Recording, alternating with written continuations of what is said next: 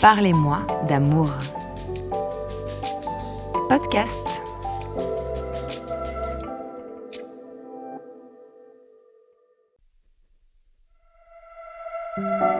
Salut les chatons, moi c'est Claire, la trentaine, coach et un peu sorcière. Et il faut bien admettre que ni le développement personnel, ni les potions magiques n'ont su répondre à une question existentielle. Comment trouver le prince charmant ? À force de retourner la question dans tous les sens, j'ai décidé d'aller sur le terrain, rencontrer des vrais gens de la vraie vie avec une phrase toute simple. Parlez-moi d'amour.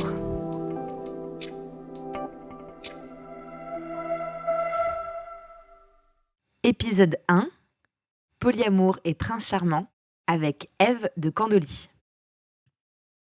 Le polyamour permet de vivre en parallèle plusieurs relations intimes, d'être multipartenaire et non exclusive.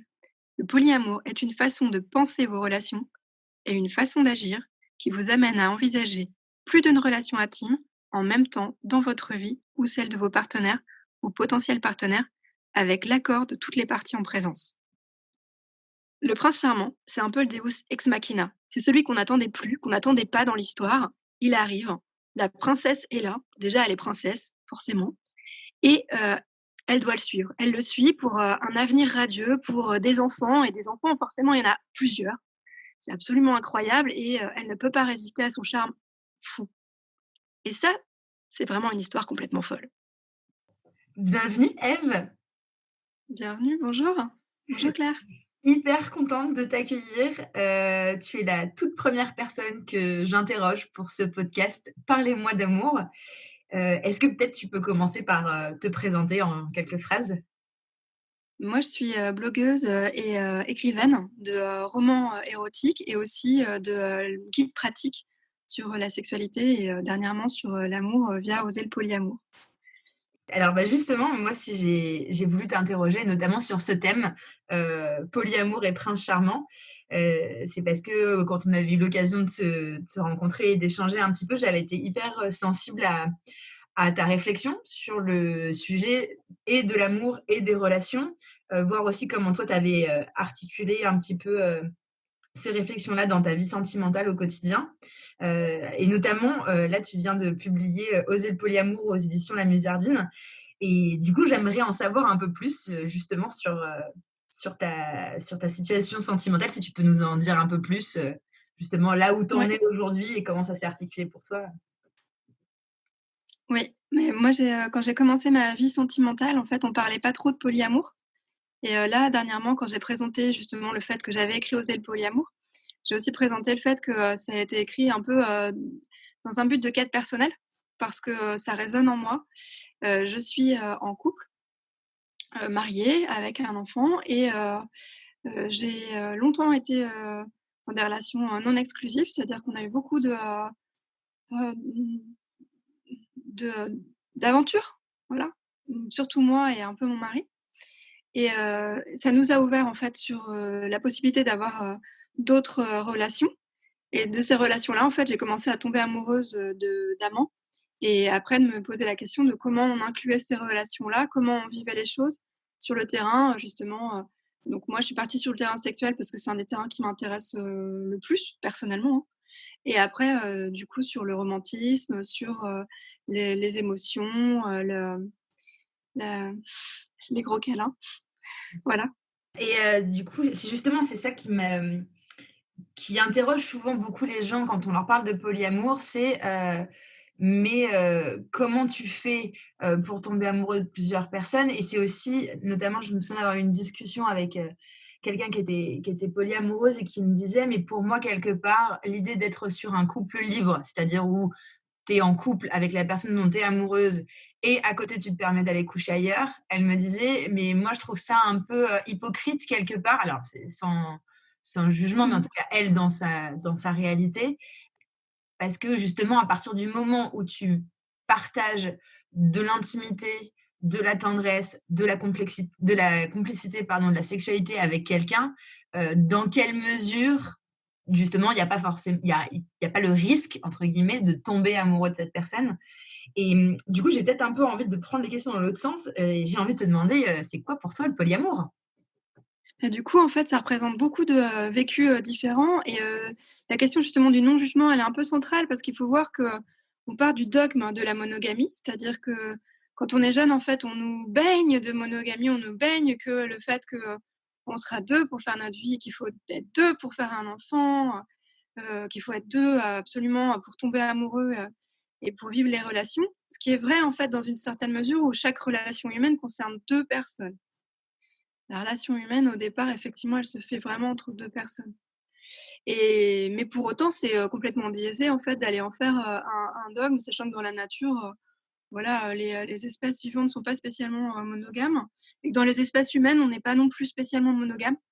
Donc il y a un gap, en fait, entre, ce que c la culture occidentale dans laquelle on baigne et une réalité un petit peu plus, criante qui est que, on a tous besoin d'amour, on a tous besoin d'aimer, on est capable d'aimer plusieurs personnes en même temps. Donc ça, c'est vraiment important. Après, sur, on va dire le par exemple, le prince charmant ou le fait d'inclure une personne, dans, dans son couple, comme tu disais tout à l'heure, est-ce que c'est hypocrite, pas hypocrite et cetera? Moi, je crois qu'on met beaucoup, beaucoup, en fait, de pression sur, ce que c'est que l'amour et on n'ose pas dire: «Je t'aime» et on n'ose pas, en fait, apprécier les bons moments pour ce qu'ils sont, alors, en étant juste, OK sur le fait qu'on vit plein de moments d'amour au quotidien, même avec des amis, on se dit bonjour, on a envie, que l'autre soit heureux, c'est déjà un moment d'amour. Moi, c'est ça en fait qui m'a fascinée quand j'ai écrit «Oser le polyamour», c'est, de repenser même la notion d'amour et justement en fait, dans un couple, on c'est super si on s'aime, c'est vaut mieux. Et d'être content, que l'autre soit content, je pense que c'est un petit peu la base et qu'au contraire, en fait, si on est parti sur, de la jalousie ou, des sentiments négatifs parce que, l'autre prend du temps avec une autre personne alors que ça la rend heureuse ou heureux, je pense que, c'est pas forcément très enfin, c'est pas que c'est pas sain, ça c'est un jugement, mais, moi ça m'interpelle. Voilà, ça me fait poser question et puis, j'aime bien ce truc, sur la jalousie où, quand tu es petit, on te dit: «Ah non, non, faut prêter tes jouets, ton ami il t'appartient pas», et dès que tu rentres en couple, en fait, tout ça disparaîtrait et non, non, il faut que tout soit fermé. Il y a quelque chose de biaisé, je pense, dans notre jugement par rapport à l'amour et par rapport à comment on construit nos relations. OK. Et alors justement, comment est-ce qu'on, choisit, donc si on est dans cette configuration-là où on est connecté à cette capacité à aimer plusieurs personnes, qu'on a voilà, qu'on a un peu fait le chemin ou en tout cas qu'on considère que c'est, voilà, que c'est écologique pour soi d'aimer plusieurs personnes ou d'autoriser son partenaire à aimer plusieurs personnes, son ou sa partenaire bien évidemment. Heu, Qu'est-ce qui fait qu'on choisit de se mettre en couple? Et d'ailleurs, on va peut-être commencer par là, est-ce que tu emploies le mot couple et quelle définition tu mets dessus? Par Ouais, rapport à une relation amoureuse? oui. Alors ça, la question de couple, en fait, elle renvoie à la notion de comment la société, perçoit les relations, humaines. Parce qu'en fait, il y a une notion de couple, enfin de couple, par rapport à, unité économique. Heu, on emménage en couple parce que ça coûte moins cher pour le loyer. On fait plein de choses, en fait, en couple parce qu'on a un projet immobilier en couple souvent, parce qu'effectivement, ça permet d'investir. Il y a plein de choses comme ça, en fait, qu'on fait en couple et d'ailleurs, on met le projet d'enfant avec ce couple, considérant qu'il est plus fort et je suis pas persuadée. C'est-à-dire que je pense qu'effectivement, il y a cette unité économique, elle fait pas forcément les plus grands amours. Voilà. Souvent, ça a tendance à un peu heu, éroder l'amour plus qu'autre chose. Je sais pas si ça répond à la question? Oui, donc pour toi, ce que je comprends, c'est que c'est le mot couple, c'est plus une structuration ou une appellation sociale, comme Oui, on dirait, concubin, dans les documents administratifs ou comme on dirait colocataire quand on fait sa déclaration à la CAF, quoi. oui, c'est-à-dire qu'en fait, c'est, effectivement la notion qui va derrière, c'est avec qui tu veux être représenté socialement. Mmh, mmh, mmh, mmh. Et ça, cette histoire de vie publique, pour des choses au départ qui sont de la vie privée, hein. Le fait d'aimer quelqu'un, bon, ça concerne la cité, mais pas plus que ça non plus a priori, hein. Le fait de faire un enfant avec quelqu'un, pourquoi pas? Mais le fait d'aimer quelqu'un, je suis pas sûre que ça concerne spécialement la cité. Et Mmh mh. là, en fait, on en fait quelque chose de public et là, on construit le couple. C'est-à-dire qu'on construit des unités, qui dépassent l'individu mais qui sont quand même, vues comme des entités, uniques. Voilà, tu es en couple avec une personne, vous êtes un couple. C'est pas c'est ça, en fait, pour moi, le couple. C'est cette vision, en fait, où, tu as présenté une personne à tes parents, donc du coup, on n'en présentera pas 2. Ou alors, et c'est là où, en fait, moi, j'aime bien, pouvoir, dire justement, qu'on peut réfléchir au polyamour, qu'il y a plein de possibilités, plein de façons de structurer le polyamour et de se dire, par exemple, que quand on présente quelqu'un à une amie ou, bah, on peut lui dire: «Moi, tu sais, je suis polyamoureuse, ne sois pas étonnée si aujourd'hui j'embrasse un tel et demain j'embrasserai peut-être une autre personne ou je te présenterai une autre personne. Je suis investie dans des relations avec des degrés différents, mais je suis investie dans plusieurs relations Mmh mh. en Et alors même temps». OK. Et ça, du coup, ça rejoint un peu, la question d'après, c'est justement quand on prend en considération le couple comme une structuration publique, enfin, ça résonne beaucoup ce que tu dis sur le fait d'avoir, créé une entité publique et sociale qui dépasse, les 2 personnes individuellement. Mmh. Comment on choisit ou comment on décide, du coup, de transformer une relation amoureuse en couple? Ouais, alors ça, ce choix-là, en fait, maintenant, il est, et justement, c'est pour ça que j'ai créé Oser le pôle pour que les plus jeunes puissent se poser la question dès leur plus jeune âge. C'est-à-dire que dès leur plus jeune âge, ils puissent au moins, en fait, envisager autre chose que de la monogamie, qui rentre ou pas, en fait, hein, dans des relations polyamoureuses, puisque on peut pas savoir si on va tomber amoureux de plusieurs personnes. En fait, à l'avance, on sait pas de qui on va tomber amoureux, on sait pas combien de fois on va tomber amoureux, on sait pas comment notre corps va réagir, comment notre cœur va réagir, comment ça va se passer dans notre mental. Donc ça, c'est, pas vraiment, possible à déterminer au départ. Et moi, ce que j'ai vu, c'est que j'ai commencé ma vie amoureuse, on parlait pas de polyamour et du coup, je me suis lancée effectivement, enfin le 1er, amour le plus foudroyant, le plus important, le plus avec qui il y avait le plus de matchs quoi, avec qui ça se passait le mieux, sur tout un tas de points, hein, et avec qui je me sentais extrêmement bien au quotidien. Du coup, j'en ai fait en fait, mon partenaire de vie. Et la question du prince charmant, c'était marrant parce que c'était dans L'infidélité promise où à un moment donné, j'avais cité, Claude Nougaro qui disait, «Et à un moment donné, le vilain mari chasse le prince charmant parce que, il y a un calendrier, parce qu'il y a du travail au quotidien, parce que, le quotidien c'est pas drôle, parce que, c'est pas une vie d'enfant, parce que c'est pas une vie rêvée, voilà, parce que la vie elle est comme elle est». Et je trouve ça assez juste en fait, c'est-à-dire qu'à un moment donné, si on est, avec un partenaire de vie, je préfère l'expression partenaire de vie, si ça fait un peu long, un peu pompeux, mais il y a cette idée que on vit ensemble et on a envie de vivre ensemble et on a envie de créer des petites bulles, complètement incroyables. On a envie de vivre des choses, on a envie de vivre des instants de grâce ensemble. Sinon, enfin, de mon point de vue, ça n'a pas de ça ça n'a pas de saveur, en fait. Mais alors du coup, justement, quand tu te, je te laisse faire tes Ça, c'est bon. pas de souci.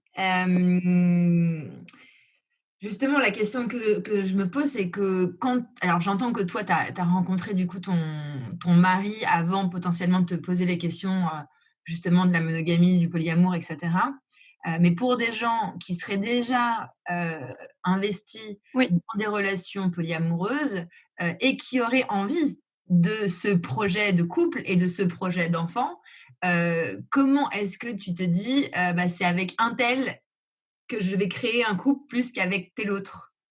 Alors pour les gens que j'ai, interviewés du coup pour, Oser le polyamour, hem, je crois, enfin en tout cas, ceux que j'ai interviewés, la question de avec qui ne s'était pas posée parce que dès le départ, 2 personnes avaient un projet d'enfant. En revanche, ce qui était amusant, c'était de se dire, c'était sur, une configuration polyamoureuse à 3 personnes et en fait, quand ils ont eu l'enfant, du coup, ça a résonné aussi par rapport à la troisième personne et justement, comment tu t'impliques avec un enfant et cetera et c'est presque un test, une façon de voir, en fait, comment on se sent par rapport à ce projet-là aussi. Donc ça, c'est plutôt, un côté positif.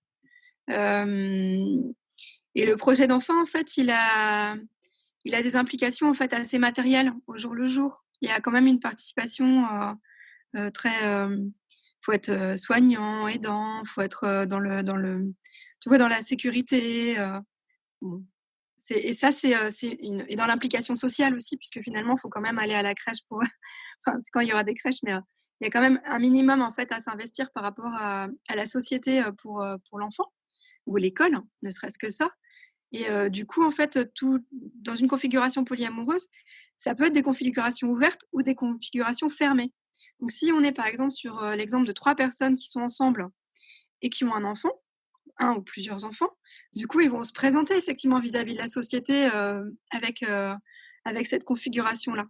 Si on est sur des gens qui ont des configurations ouvertes, dans ces cas-là, effectivement, il faut choisir à qui. Enfin, il y a toujours la question de représentation publique. Et après, il y a la question par rapport à l'enfant qui est, pas négligeable, qui est que, il y a une certaine vigilance, vis-à-vis, notamment, des assistantes, sociales ou, en tout cas on va dire des administrations scolaires qui sont pas spécialement en fait, pro polyamour, on va dire ça comme ça. Du coup, en fait, tu peux avoir des problèmes si enfin, j'avais un couple qui avait eu enfin un couple, du coup, ils étaient 3. Ils avaient un couple au départ avec des enfants et ils étaient allés à la fête de l'école tous les 3 ensemble et c'était pas très bien vu. Voilà. Tu Mmh. peux avoir des problèmes, en fait, après. Ouais, C'est pour j'entends ça que qu'il y a des histoires de représentation et puis de comment je pense notamment, voilà, si tu es en relation polyamoureuse et tu as, du coup, ton deuxième amoureux qui va chercher l'enfant à l'école, oui, de comment est-ce que c'est enfin, très concrètement, du coup, comment c'est reçu par c'est la ça, société, exactement et du coup, il y a une question de protection de l'enfance, ce qui est normal et en fait, ce que regarde la protection de l'enfance, c'est la stabilité du cadre. Donc il faut arriver à la prouver aussi et c'est un challenge. Après donc les personnes que j'avais interviewées, en fait, me disaient qu'au contraire, les assistantes maternelles, elles trouvaient ça juste trop génial parce que, les papas évidemment, s'occupaient beaucoup de l'enfant et tant mieux et que quand elles allaient le chercher, au moins, il y avait pas ce truc de, enfin, trop de personnes pour s'occuper d'un enfant, c'est plutôt mieux, en fait, que moins bien. Surtout si tu as effectivement réfléchi à ton projet de vie, c'est déjà ça de gagner, vis-à-vis de l'enfant notamment. Donc si tout le monde est, sur la même longueur d'onde, en fait, a priori, ça fait plus d'attention pour les enfants. Mmh, mmh, mmh, mmh. Oui, alors du coup, parce que là, les situations que tu évoques, j'ai l'impression que c'est des configurations à 3 où, la 3e personne fait partie, intégrante du projet ou en tout cas de la relation. Oui. C'est vrai que moi, dans mon entourage, j'ai plutôt des exemples de gens qui sont investis dans plusieurs relations, mais les relations entre elles sont pas forcément interconnectées. Puis souvent, Mmh. ça pose la question aussi alors pas pour tous, hein, parce que j'ai entendu le terme polyamour anarchique, Oui, heu c'est ça. et j'entends aussi des considérations de relations primaires ou secondaires ou Ouais. satellites. Voilà, on avait évoqué un petit peu justement la notion de l'implication, amoureuse et puis de l'implication du coup, sociale et dans un projet qui ressemblerait à un projet de couple. Est-ce que tu peux nous en dire un peu plus là-dessus? Oui, en fait, dans Oser le polyamour, j'ai essayé un petit peu de détricoter ça et c'est, beaucoup plus complexe que ce qui n'y paraît et beaucoup plus nuancé. Parce que, justement, dans ces relations, on va dire, comment on va dire? Primaires, secondaires, le tout ce qui est anarchie relationnelle, hem, comment dire? On est complètement à l'opposé de l'image qu'on a, du couple, justement, pour revenir à notre histoire de prince charmant. C'est-à-dire que dans l'histoire du couple et moi, il y a pas longtemps, j'ai présenté à quelqu'un qui connaissait pas du tout le polyamour, je dis: «Bah, voilà, je suis avec 2 personnes en ce moment, j'ai 2 relations», et tout de suite sa réaction première, c'est de me dire: «Ah, vous vous êtes rencontrés ensemble?» Mais non, non, en fait, ça ne se passe pas du tout comme, pour, une relation monogame. On ne se rencontre pas tous ensemble et on n'est pas, tous avec le même projet de vie et les mêmes implications dans chacune des relations et ça, c'est complètement nouveau. C'est-à-dire que c'est ce que je mets d'ailleurs au début du livre en considérant que, il y a des gens qui me disent: «Ah bah, déjà à 2 c'est pas facile» et je dis: «Mais non, mais c'est juste que ce ne sont pas les mêmes problèmes que ça crée». Il y a des problèmes qui disparaissent, d'autres qui apparaissent. C'est radicalement opposé pour moi, en fait, comme, schéma de pensée juste et donc par rapport à cette notion d'implication relationnelle, c'est que justement, on va regarder chaque relation, par rapport à, ce sur quoi on s'implique dans la relation. Ça peut être, je sais pas moi, j'ai une relation qui est amicale, parce que dans le polyamour, en fait, tu peux très bien avoir des relations qui ne sont ni enfin, ça n'implique pas forcément des sentiments et ça n'implique pas non plus forcément de sexualité. Donc c'est juste le fait d'avoir des relations ouvertes et plusieurs relations, pour soi, ses potentiels partenaires et d'envisager ça, comme quelque chose de plaisant et Et du coup, par rapport à ça, en fait, ces implications, elles sont effectivement très différentes d'une relation à l'autre.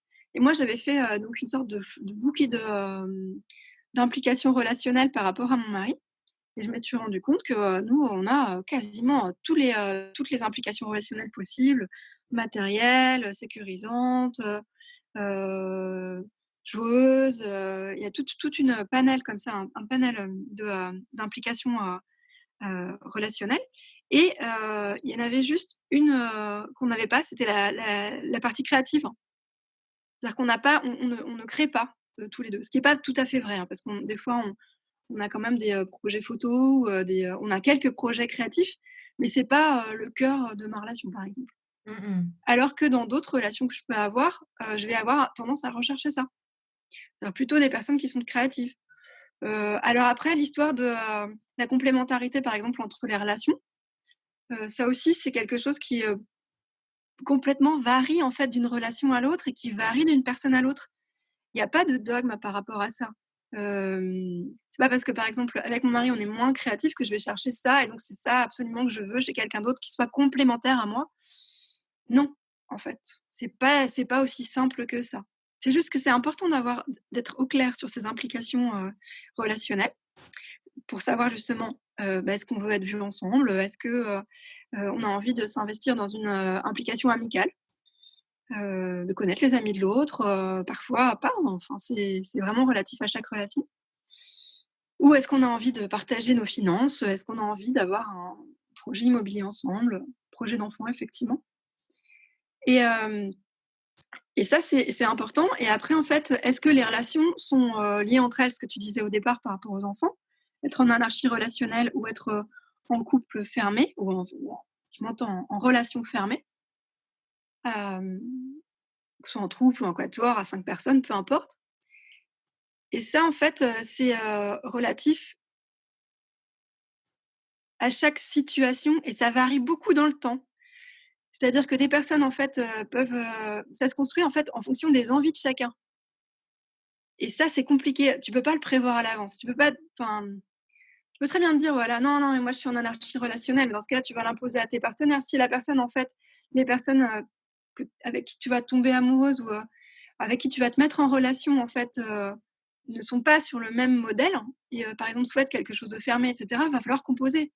C'est de l'humain qu'il y a derrière, donc va falloir composer et c'est ça qui est le plus joli et c'est pour ça que ça varie dans le temps, ça varie en fonction de chaque personne et finalement, quelque part, le polyamour, est peut-être, plus, réaliste que la vision monogame des relations humaines. Ouais, mais ce que j'entends aussi dans tout ce que tu dis, c'est surtout, et c'est d'ailleurs ce qu'on trouve, hein, dans le livre, La salope éthique, c'est pas tant d'encourager tout le monde à devenir polyamoureux, mais c'est plus l'idée que, l'approche polyamoureuse t'amène à te poser des questions qui seraient sain de se poser même si tu es en couple monogame exclusif, en fait. Tout à fait, tout à fait. Notamment Et sur ce que tu disais sur les implications amoureuses, oui, beaucoup de choses puis on me posait la question de la représentation de l'amour, est-ce qu'il est réellement? C'est vrai que, par exemple, quand je pense à, partager ses finances ou rencontrer les amis de l'autre, il y a plein de couples monogames exclusifs où, un des 2 partenaires a pas forcément envie de sortir avec son ou sa conjointe voir ses avec ses amis amis. Oui, et potentiellement ça crée, comment dire? Ça crée ça crée des tensions, oui. voilà, ça crée des tensions parce que l'autre considère que dans une relation amoureuse, c'est comme ça que ça se passe, sauf que l'autre a d'autres envies, d'autres élans et considère que c'est comme ça que ça se passe. Et voilà, et chacun s'arc-boute sur ses représentations de l'amour, alors qu'en fait, ces représentations, elles viennent pas forcément de nous et en plus, on vient pas forcément les questionner, quoi. Oui, exactement et puis, je crois que c'était David Simard, je vais pas le citer très bien, mais, l'idée qu'il avait développée dans, L'amour à l'épreuve du couple, c'est qu'il n'existe pas de personne, en fait, assez, forte avec les épaules assez larges pour porter, en fait, tous tes désirs et répondre à tous tes besoins. Donc, c'est aussi, c'est peut-être pour ça d'ailleurs que le polyamour m'a attirée, mais moi, ça m'a plus attirée parce que je tombais amoureuse de personnes et je me suis dit, j'ai pas envie de regretter, j'ai pas envie de me brimer, j'ai envie de vivre ces émotions pleinement et jusqu'au bout de ce qu'elles ont à m'apporter. Mmh, mmh, mmh, mmh. Alors je reviens un peu sur, vraiment des questions plus, pratico-pratiques, parce que le fait d'être, à la fois donc, marié avec un enfant, voilà, donc en couple, heu, Et en plus, à côté de ça, d'avoir des relations, amoureuses à différents niveaux d'implication avec d'autres partenaires, comment est-ce que tu gères avec, du coup, ton couple, ta relation primaire, les moments de doute, les phases, un peu plus, down, où tu te prends la tête, où l'autre va pas bien, Ouais. où l'autre te saoule et le fait d'avoir d'autres partenaires dont tu es amoureuse, de pas te dire: «Ah mais en fait, c'est pas la bonne personne» et c'est vraiment cette ligne, comment tu gères cette ligne entre, je doute, mais c'est parce que c'est une période et ça va passer et de toute façon, on est ensemble et on va affronter et traverser ça ensemble. Et le moment où, il y a quand même beaucoup de gens aussi qui témoignent d'être restés trop longtemps dans des relations qui n'étaient pas viables, sous couvert de justement d'endurance, de compromis, de faire effort et qu'en fait, ça c'était juste parce que c'était pas compatible. Donc comment tu gères cette ligne-là et ces phases de doute, tout en sachant qu'en plus, entre guillemets, tu as le choix, parce que tu as déjà d'autres relations amoureuses qui sont vivantes à Oui, côté, quoi. oui et en même temps, ouais, la question de la communication, qui est souvent avancée, elle est centrale. La question de pouvoir être authentique, en fait, avec la tous tes partenaires parce que ce soit, en fait, ce qu'on va considérer comme une relation principale ou toutes les autres relations, il faut pouvoir être toi dans la relation et pleinement et pouvoir parler librement et sans jugement, ça c'est vraiment fondamental et c'est un peu compliqué à mettre en place parce qu'on a beaucoup en fait, de justement en fait de représentation même vis-à-vis de l'autre. C'est-à-dire qu'on veut être en représentation vis-à-vis de l'autre, on veut lui donner, l'impression qu'on est, super beau, on veut lui montrer notre plus beau profil, et il faut un petit peu de temps pour que ça justement puisse un peu, tomber et qu'on soit OK pour se voir tel qu'on est avec, nos défauts, avec, nos moments down. Par exemple, moi du coup avec mon mari en fait, ça fait 19 ans de complicité, quasiment 20 ans de complicité et voilà, ça forcément c'est, super parce qu'on peut se parler de tout et même quand, c'est difficile par exemple, bah, prenons un exemple concret. En ce moment dans le confinement, donc, je tombe amoureuse d'une autre personne qui n'est pas avec nous. Donc moi en fait je passe mon temps sur les téléphones et sur, les réseaux à discuter et à être en contact, avec cette personne ou à faire des webcams et autres et ça peut être un peu pesant. Donc on en a discuté et c'est pas facile en fait du coup, de gérer ça, mais ça le fait et ce qui est incroyable, c'est de pouvoir en discuter et après par exemple donc l'autre personne dont je suis tombée amoureuse, je raconte ma vie, mais c'est ce que je fais de mieux, c'est, que justement, en ce moment elle est un peu down parce que, voilà, on est reparti pour un mois de confinement et pour plein de raisons, on a fermé toutes les, salles de spectacle et on va les fermer pendant longtemps et c'est un drame pour cette personne et ce que je peux comprendre et du coup, en fait, la question et je me l'étais déjà posé ça, c'est quelque chose qui est difficile pour moi, c'est gérer d'autres relations, amoureuses avec des personnes qui vont mal. Mmh, mmh, mmh, Bah, mmh. ça, moi, ça me mais c'est moi, hein, ça parle de moi. Mais là, je trouve que la communication, elle est particulièrement difficile à maintenir pour maintenir justement, un lien positif, et que, quand on se retrouve justement après un peu plus amoureux, enfin dans un mode un peu plus, in love, est-ce que ça a gâché quelque chose ou pas? Enfin, il y a quelque chose effectivement de, c'est Françoise Saint-Père qui disait justement qu'elle aimait plus, elle, avec le temps. Contrairement aux amours monogames où on aime beaucoup tout de suite et puis après ça s'étiole. Moi, j'ai pas l'impression d'être ni dans un modèle ni dans l'autre. J'aime tout court et j'ai pas l'impression que le temps joue là-dessus, mais je découvre, l'autre effectivement au fur et à mesure. J'ai pas l'impression que ça renforce mon amour dans l'autre, moi, de connaître les gens. Mais bon, voilà, c'est ça en fait qui est difficile effectivement, c'est cette partie communication. Authenticité quelque part Mmh. et Ouais. vouloir du bien pour l'autre, ça c'est-à-dire sortir de soi pour un petit peu penser à l'autre et à ce qu'il vit, être dans l'empathie, c'est tellement essentiel, mais pas facile. Ouais. Et c'est vraiment cette notion de, dans le jargon, de comparsion qu'on entend beaucoup dans les Oui, milieux. la compersion, oui, oui. Le fait d'être content que l'autre soit content. Mmh, mmh mh. Mais ça veut dire aussi, le fait de comprendre quand l'autre est malheureux et que, si l'autre est malheureux, il voudrait pas forcément que tu réagisses comme quand toi tu es malheureux et tu voudrais qu'on t'aide. Donc voilà, faut arriver à comprendre aussi la spécificité de l'autre. Mmh, mmh mh. Et c'est aussi toute cette notion, qu'on voit beaucoup, bah, notamment avec les chahuteuses là où tu es déjà venue intervenir plusieurs fois, sur cette notion de consentement, mais qui est, je trouve, intéressante à étendre aussi sur justement les relations. C'est est-ce que c'est OK pour toi si je te confie ma déprime? Est-ce que tu es OK? Est-ce que tu es disponible? Est-ce que tu es dans l'énergie pour? Mais Oui, aussi comment est-ce que je peux être là pour toi? Plutôt que de venir calquer tout de suite comment toi t'aimerais qu'on soit là pour toi et de le calquer sur l'autre, mais de plutôt vraiment prendre le temps de poser la question, comment est-ce que tu oui, aimerais qu'on soit là pour toi, quoi? mais après il y a beaucoup d'implicite et c'est là où les relations humaines sont jamais faciles. C'est un peu comme l'histoire des contrats où on dit: «Oui, il faut avoir un contrat, il faut dire dès le départ ce qu'on veut» et cetera. Moi, je on a fait jamais aucun contrat avec mon mari et à chaque fois on le fait un peu au feeling et le feeling, après c'est bon ça quand tu arrives à super bien communiquer, hein. Mmh Et mh. justement que tu laisses pas dans l'implicite parce que le feeling ça peut être aussi, «Moi je fais tout au feeling, je fais tout comme j'ai envie». Non, c'est pas ça. Mais du coup oui, ça cette histoire de consentement, c'est pas si simple que ça, en fait. Tu vois, tu testes. C'est un peu plus comme un scientifique qui teste. Est-ce que ça marche? Est-ce que ça va mieux si je fais ça? Est-ce que ça voilà, c'est un petit peu ça. C'est Mmh mh. plutôt, en fait, que chacun donne un peu dans la relation. Le plus dur dans les relations, c'est que justement, chacun donne un petit peu. S'il y en a qu'un qui donne, j'ai abordé ça aussi dans Oser le polyamour parce que pour moi, ça m'arrivait souvent et ça, c'est bon, pour moi, très négatif et j'aime bien qu'on en prenne conscience. Sur S'il y en le a un fait qu'il y en ait un qui donne plus que l'autre ou qu'il y en ah ait ouais, un qui pour donne? moi, ah oui, oui, ça, c'est hyper important d'en avoir conscience, et voilà, et de se le dire, quoi. Mmh mh, mmh mh.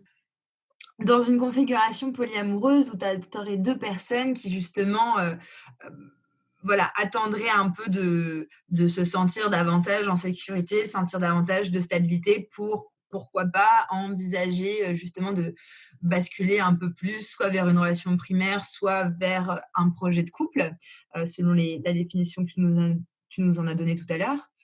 Mais que justement, il y a cette attente de sécurité et que c'est un peu à qui pose sa carte sur la table en premier.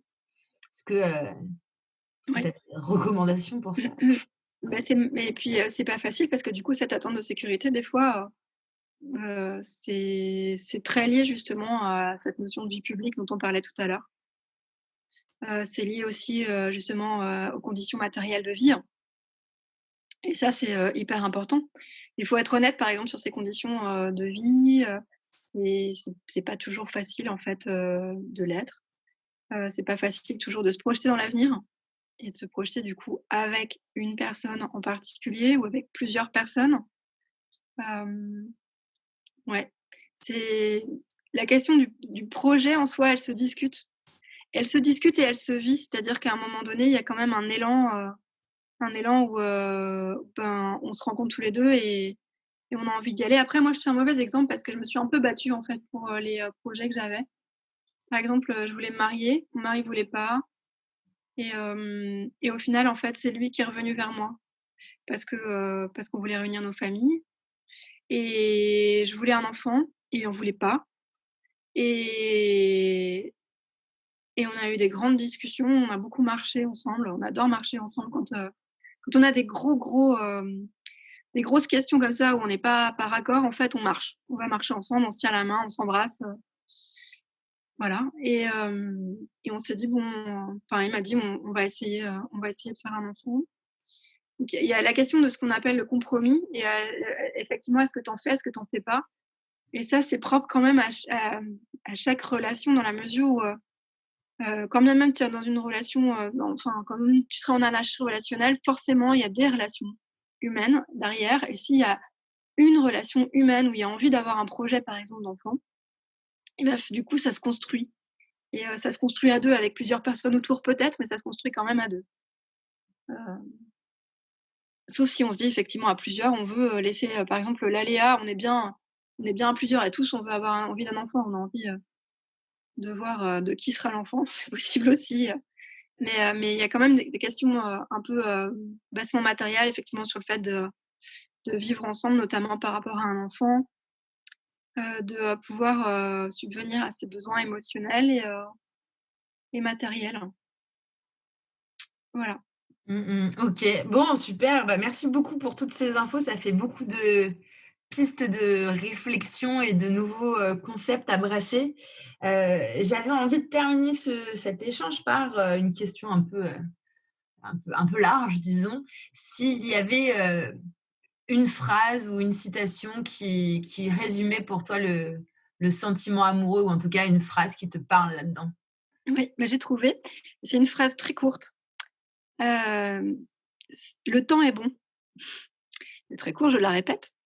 «Le temps est bon». C'est pour moi, ça représente l'amour. C'est-à-dire que quoi qu'il se passe, il y a peut-être un grand ouragan autour, un confinement incroyable, de la planète, mais c'est pas grave en fait. Quand tu es amoureux, c'est i ça ça porte. Voilà. C'est pour moi ce qui caractérise le sentiment amoureux, c'est que ça porte. OK, super, extra. Et ben merci beaucoup Eve, j'étais ravie de partager ce moment-là avec toi. J'invite du coup les gens Merci qui Claire. nous écoutent à aller découvrir ton livre «Oser le polyamour» aux éditions La Musardine et puis qui sait à venir te retrouver, un de ces 4 sur la scène des Chahuteuses, pour Histoire de cul Carrément, carrément. et hem et puis, bah, merci beaucoup. Merci à toi Claire. Voilà les chatons, c'était le premier épisode de Parlez-moi d'amour. Je vous donne d'ores et déjà rendez-vous pour la suite avec Laura et Fabrice, avec qui nous parlerons de tous les couples de ma vie.